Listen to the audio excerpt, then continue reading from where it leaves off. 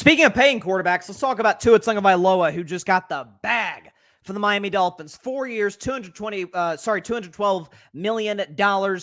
He's now the third highest paid quarterback and obviously player in the NFL, highest paid quarterback in the history and highest paid player in the history of the Miami Dolphins. So I have had such a weird time covering Tua because I've done something with him that I try my very hardest not to do when it comes to covering sports, when it comes to doing the show. Like the two things I feel I have a duty to my audience. Yes, I'm doing an opinion show. I'm not a journalist. I'm not reporting news. I'm more reacting to news and giving takes on news related to sports and otherwise.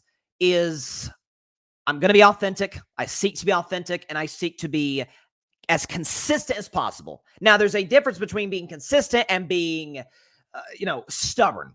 Like if I said back in 2011, LeBron's not clutch, there's some validity to that after the brutal loss against the Dallas Mavericks. But if I say LeBron's not clutch in 2024, that's called being stubborn. That's simply ignoring basic factual evidence. That's being stubborn, and that's being, frankly, dishonest to the audience. With Tua, I've been all over the place. So when he was in college at Alabama, I'm like, man, this guy has a nice arm, not a crazy arm, but a nice arm. He's really good in the pocket. He's accurate. His Bama teammates love him. Seems to be a great leader. Nick Saban goes on and on about him. And yes, he's had some injury troubles, especially in the last year and a half of his time in Alabama. Really struggled with injuries, but he's a young athlete. Like he can recover those much quicker than a guy who's like 35 years old or something. I actually like Tua, believe it or not, more than any quarterback in the 2020 draft. I actually said I thought Tua would be the best, but injuries could hamper him, and Herbert would be the guy who has the best career. Now, Herbert hasn't had the best career. That's been Burrow. I was dead wrong on Burrow in 2020, but Herbert's done pretty well for himself, to say the very least.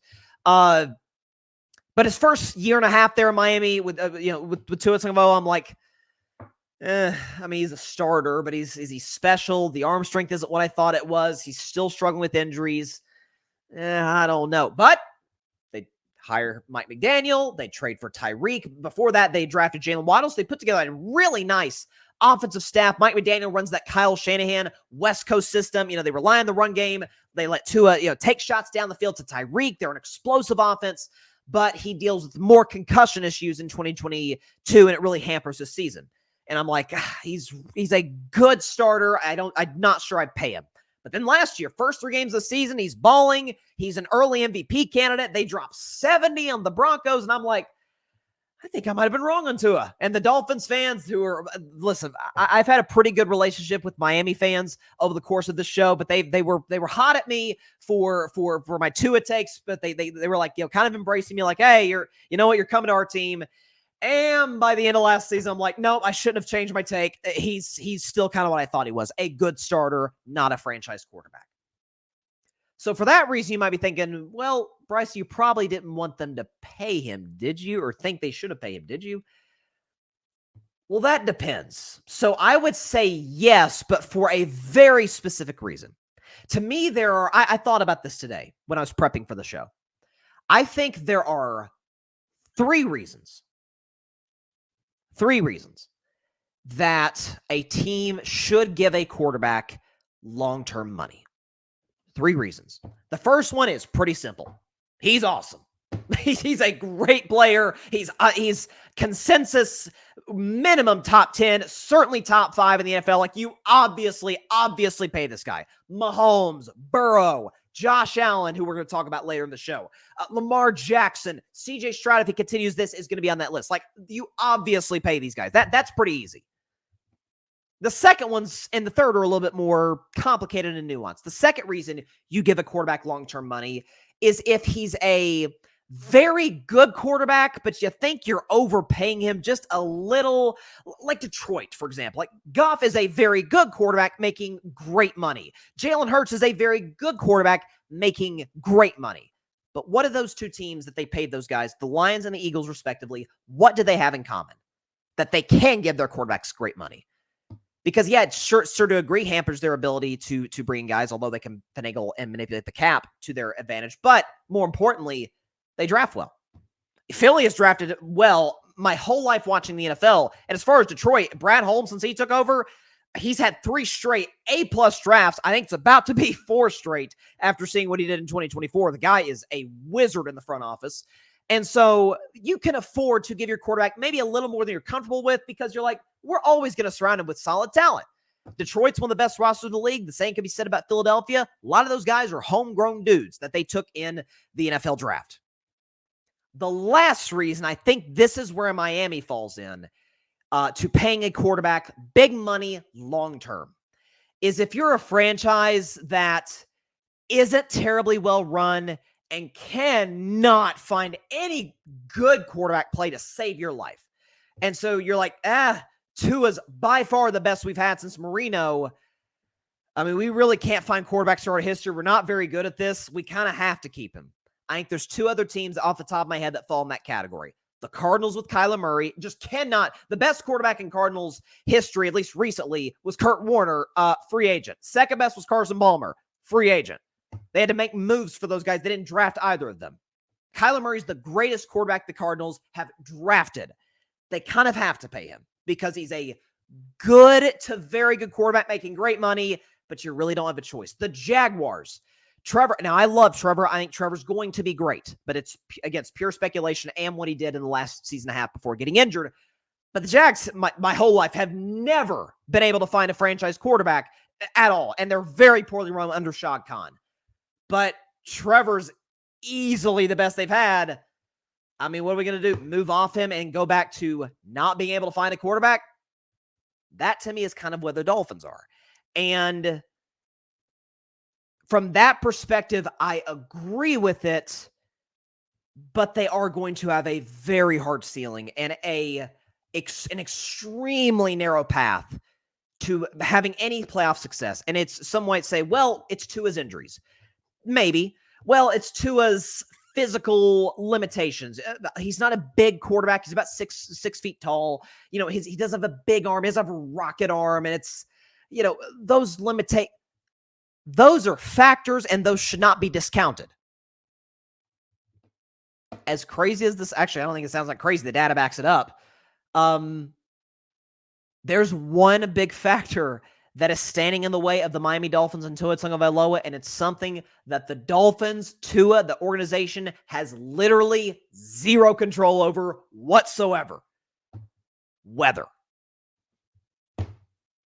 That's it. We can show you the numbers. So Tua Tagovailoa, when he's playing in a game where the temperature at kickoff is 49 degrees or above 48 degrees. So 49 on up to, as hot as it gets in Miami. Here's what Tua does. He's a great quarterback.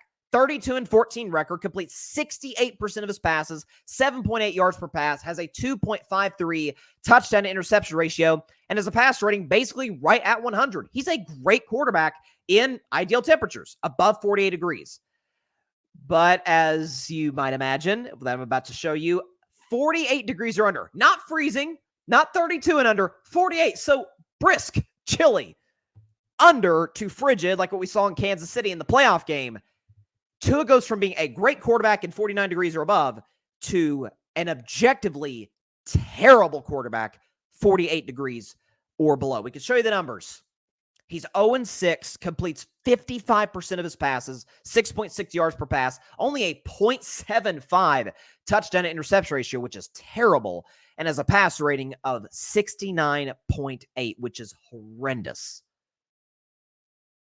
So basically, Miami's path to doing any damage in the playoffs, they have to get the 1 seed. They have to get home field advantage throughout the playoffs. Because if they go on the road, the best teams in the AFC, where do they play? Oh, let's see. Buffalo. I've heard it's pretty cold up there. Baltimore, Cleveland, Cincinnati, Pittsburgh, Kansas City.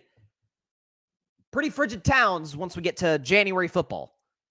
And Tua can't perform terribly well, in large part because of his physical limitations in those conditions.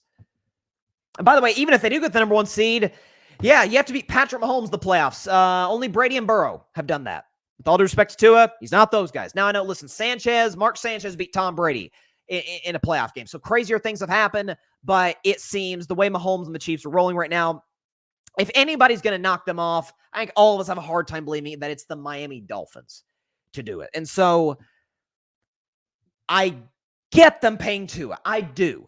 Listen, Miami's offense this year and presumably for years to come, Jalen Waddle's locked up long-term, so is Tyreek Hill.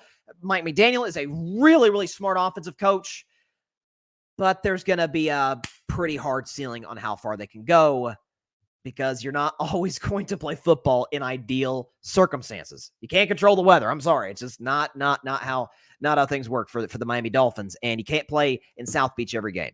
Certainly, you can't play every playoff game in South Beach unless you get the number 1 seed.